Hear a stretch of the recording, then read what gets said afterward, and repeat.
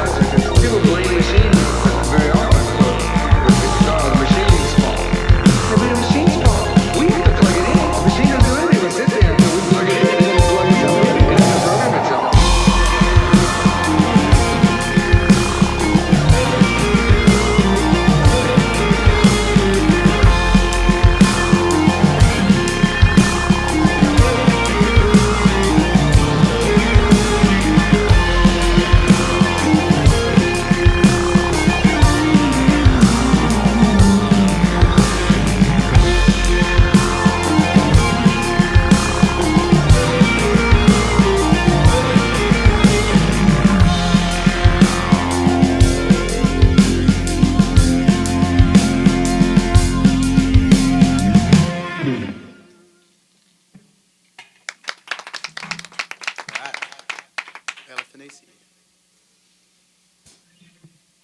1, 2, 3.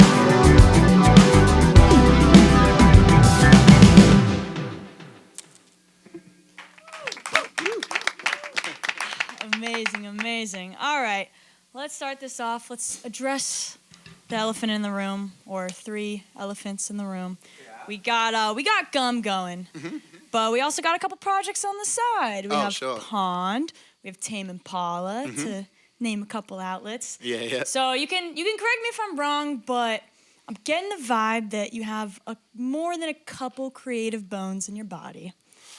Yeah. Yeah. Yeah.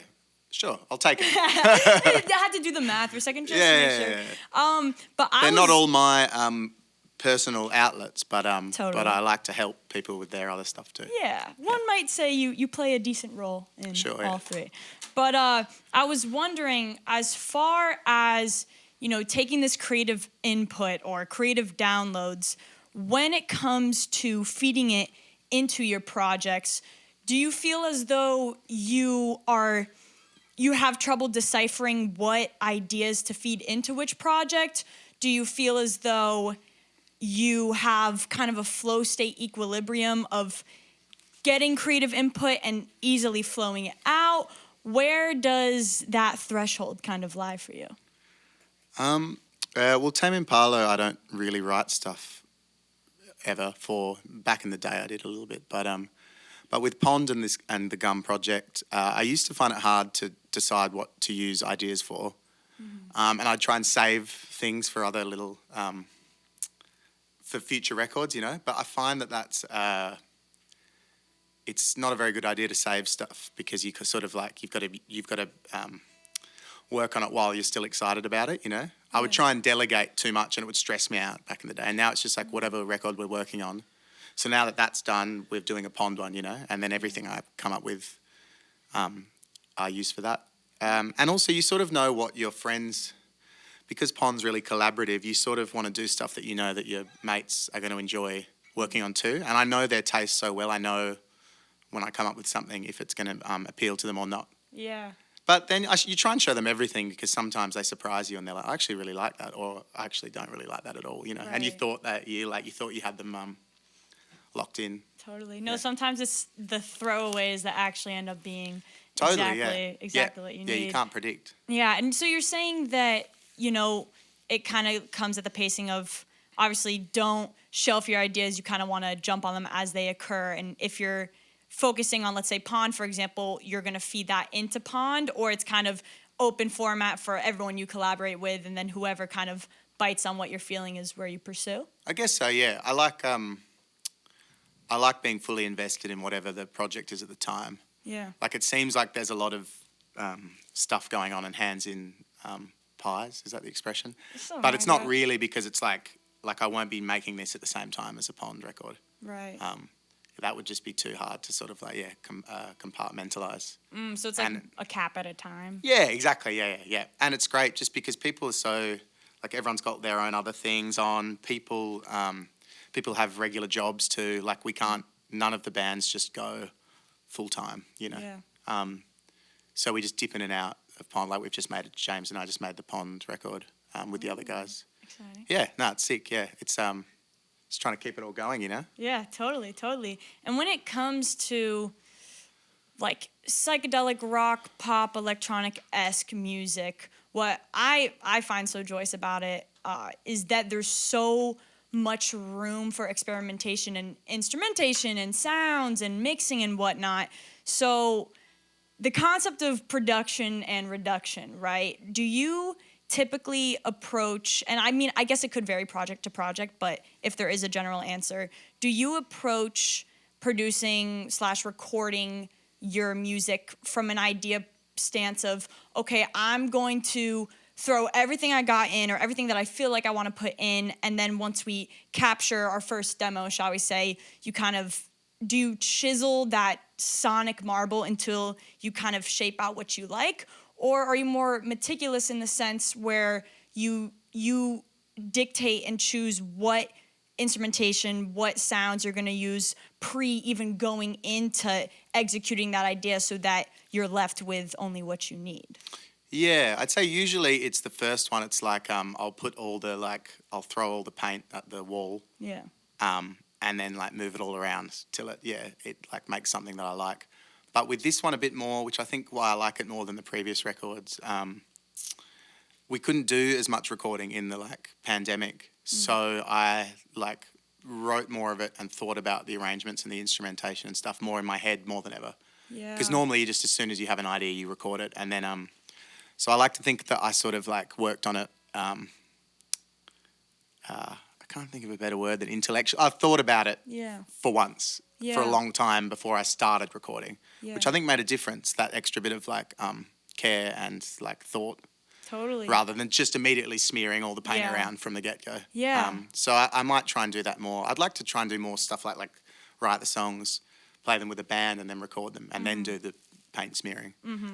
It's in the past, it's just been out of necessity because it's just been me in my room, you know. Yeah, totally. But the more of a real thing it becomes, the more fun it would be to do it. Yeah, and when you say you're kind of holding these placeholders of how you want to approach something going into recording or producing it, does that include the mix itself? Because when you have this dichotomy of both, tracking acoustic guitar and drums, but you're also in your bedroom and you're probably on your DAW programming a lot of things.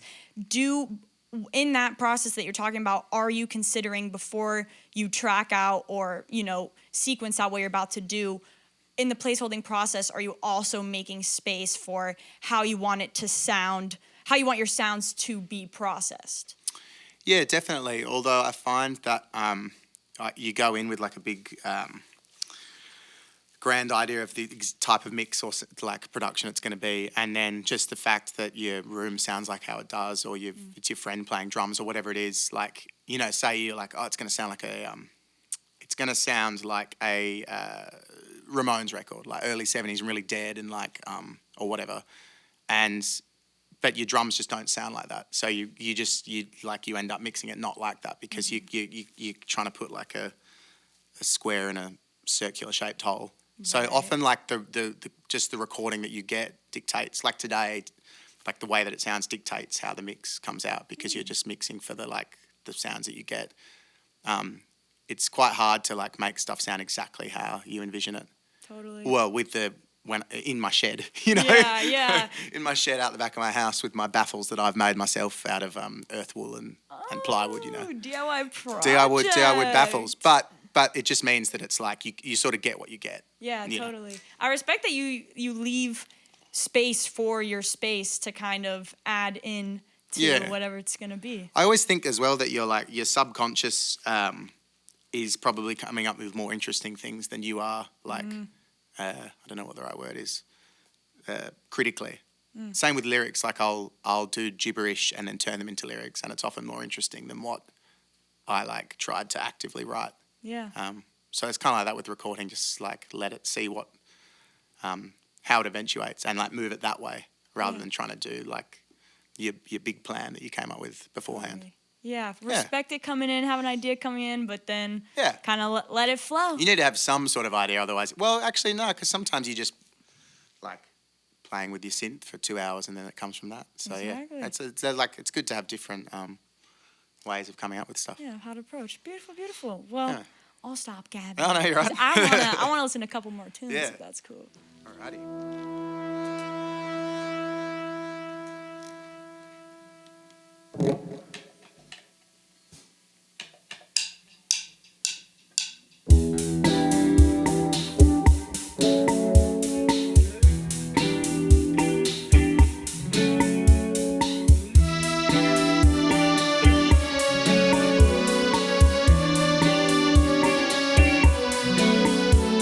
We're living on imaginary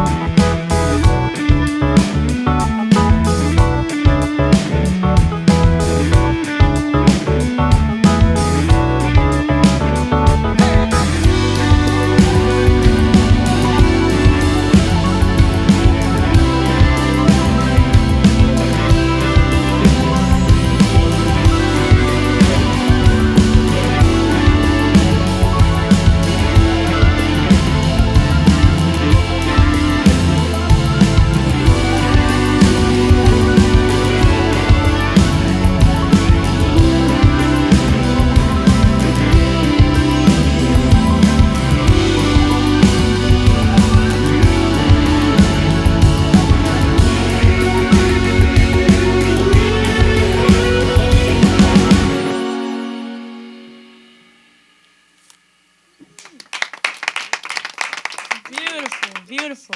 So, to kind of go off what we were talking about earlier, it sounds like there's room for a lot of subconscious to flow through into your product, just as much as, or maybe not just as much, but at the same time, there's also a lot of conscious decisions that are made when you are making your stuff. And I read that within your creation, you intend to cross things together that never necessarily interacted at the same time back when it was created. So, for example, you're just talking about the Ramones and like referencing their dead drums and whatnot. I was wondering if that process of, you know, almost history blending and bringing in different sonic influences from different times into the present, into your music, if that is more of a very conscious process or if that's something that naturally flows. Yeah, I think I'm just like a big music like nerd, and I've always thought of it, you know, like, I don't know, like, not a cartoon's not the right word, like a comic book sort of way or something. When I met this guy, Benny Montero, he's like a cartoonist. He's done a Pond album cover, and he's kind of like that too. But it's, yeah, I don't know. It's just like I find it kind of amusing and entertaining and like awesome. The idea. I think I'd said in the press release thing, it was like one of the songs was like Stevie Wonder heavy metal or something. You know, just like like I won't be actively trying to pastiche things, but as I'm like the music will come naturally and what do you call it, influenced. But then as I'm making it, I'm like, oh, this is like, that's kind of a cool vibe, like Stevie Wonder in a leather jacket with studs on it. I don't know, you know what I mean? Like that's what it sounds like to me. James played the guitar on that, the like crazy guitar.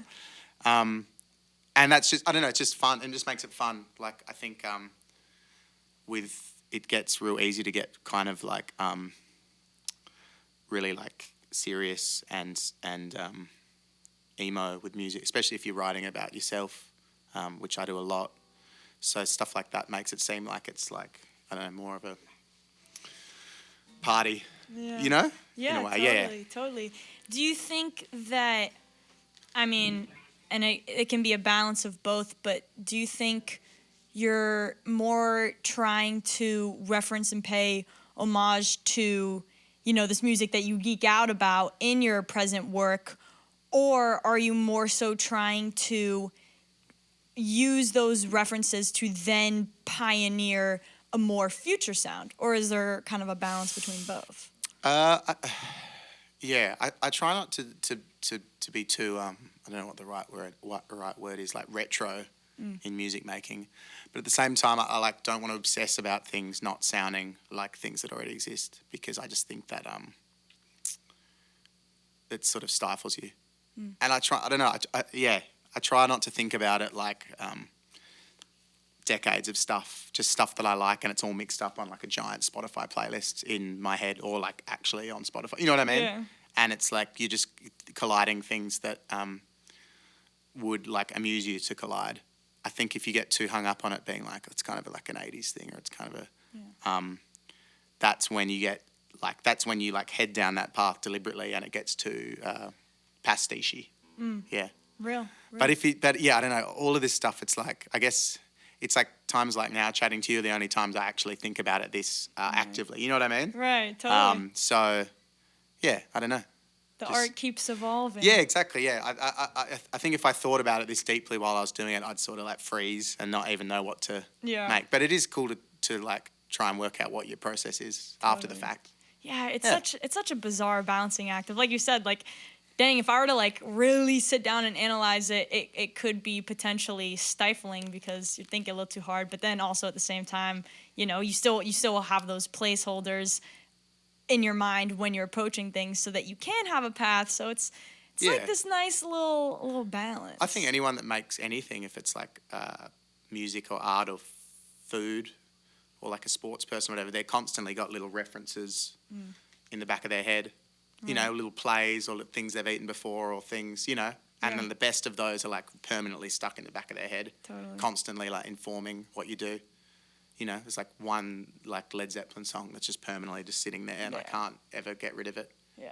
And I still like love it when I listen to it, but it's like a fairly large blob of my like grey matter, you know, that'll be there forever. Totally. Do you have any songs that are kind of those little growths of you now? I loved Stevie Wonder when I was younger. So like Superstition, all those like funky ones are sort of there. I was telling these guys in the van, I didn't like rock music when I was a kid. It was it's too much. Yeah. And this one Led Zeppelin song was the first song I heard that was like kind of heavy that I actually liked. Like it was, I couldn't like, and then I got into like heavier stuff from that. Yeah. But yeah, no, it's just funny what like hits you when you're 7 or whatever, you know. No, totally. Yeah. And speaking of the youth, we're gonna go into a little wholesome Audiotree time. I know you're a dad. Oh yeah, You got a couple lovely There's little two ones. of them, yeah. That's awesome. And I was wondering, I'm not a parent, so I'm not trying to assume too much, but I could imagine that, being independent, not having kids, and outputting art, your conscious is centered on yourself and your immediate surroundings, not quite literally your DNA that's following you. So now, being that you're a dad, I was wondering if that has changed your approach to your philosophy of creating art, considering that, as time goes by, those are going to be the people that are able to not only live out your legacy, but continue to experience your legacy through your own art. Is that something that's like consciously a thought in your head, or are you more so just ripping and see how it goes? I've never thought about it like that, but it is nice to not, like myself and the music that I made and the music I made with my friends, like used to be my whole world and define me. So if it was going bad, say I thought we were doing bad work or like we were playing bad shows or whatever, I would get kind of like bummed out about it. Yeah. But the good thing about having kids is you kind of like, it's that seems so insignificant in comparison. Not that it is insignificant, but just in comparison. Yeah. So it's made me kind of like just enjoy, made me enjoy music a bit more, I think, without like constantly critiquing it and worried about if it's any good or not, because it's like, it's just music, Yeah, totally. Yeah, so that's been nice, actually. Having someone else to focus on other than myself for the first time ever, It's a nice feeling. It's like a nice break from yourself. Totally. And do they listen to the records and are like, yeah, or they're like, whatever, I'm trying to play with those blacks. Are we talking about those? Yeah, my son's the older one. Yeah, he really likes this one Tame Impala song, Elephant, because the Wiggles did it. It's his favourite. The Wiggles loves it. Flip exclusive. But he's like pretty switched on with it. Like he can hear when it's me, obviously when it's me singing and stuff. But I reckon he can sort of hear when it's like the drumming or, I don't know. He doesn't really, I think he thinks everyone plays music.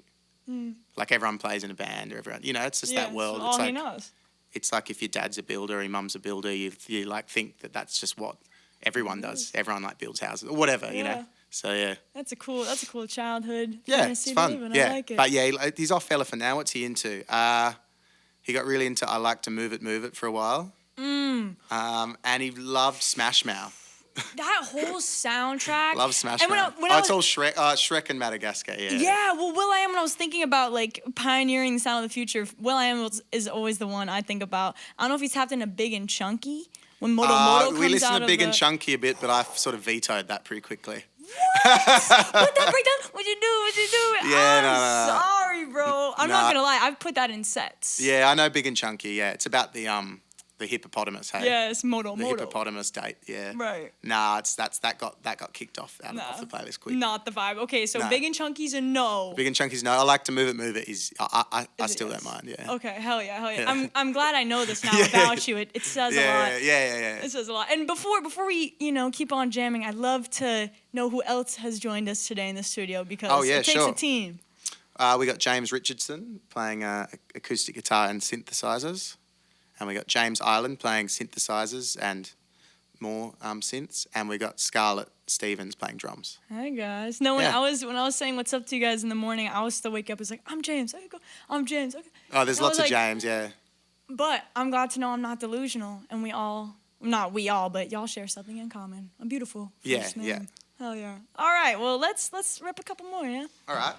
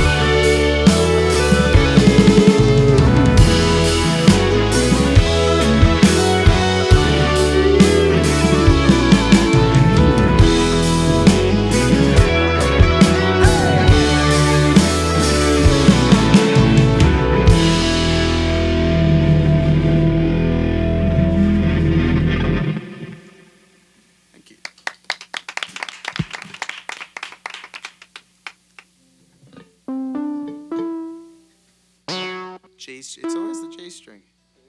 All right, sorry.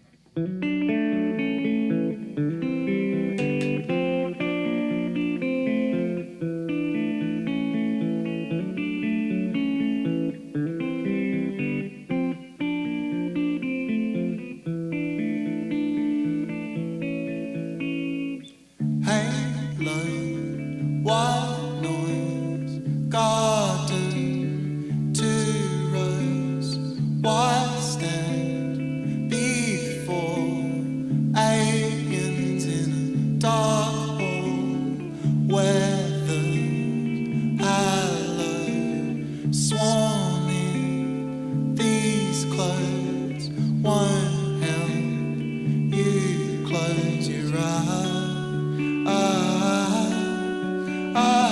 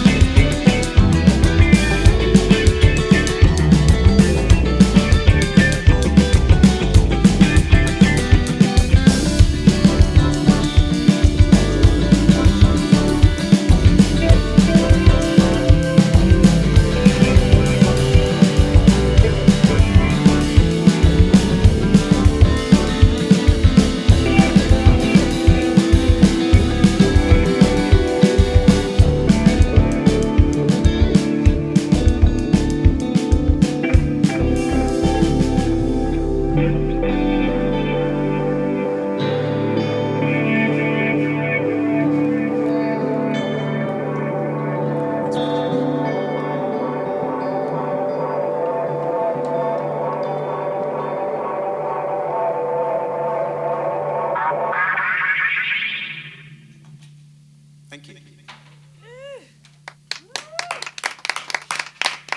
Thank you so much, Gum, for being here. Thanks for having us. Fourth live show as a Yeah. Is it?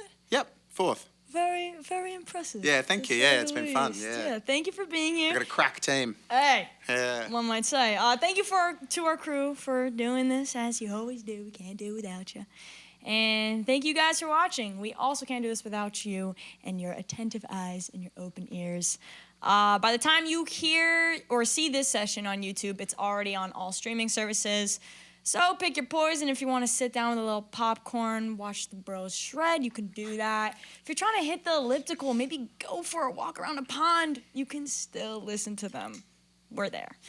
But yeah, thank you so much for watching. I'll be back again. My name was FINGY. Peace.